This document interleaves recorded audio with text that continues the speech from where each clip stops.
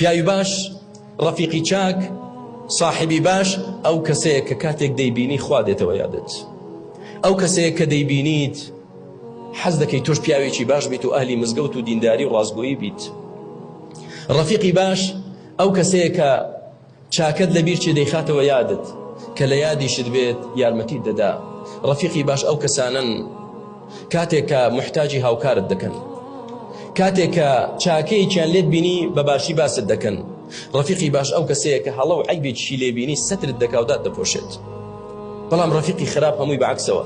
ڕەفیقی خراپ ڕەفیقی مەسلحەتە، ڕەفیقی بەرژەوەندی خۆیەتی. تۆی بۆ خۆی دەوێ، تۆی بۆ تۆ ناوێ، تۆی بۆ ئەوە دەوێت کە تۆ خۆشیت.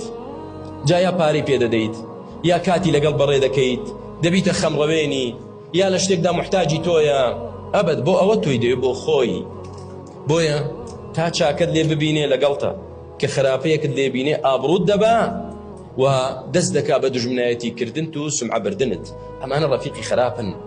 بۆی براکانم با بزانین ئێمە ڕەفاقەتی چێ دەکەین بۆ ئەوەی ڕۆژی قیامەت پەشیمان نەبینەوە، بۆ ئەوەی لە دنیادا زەرەرمەند نەبین و لە قیامەتیش ڕەن بە خەسار نەبین.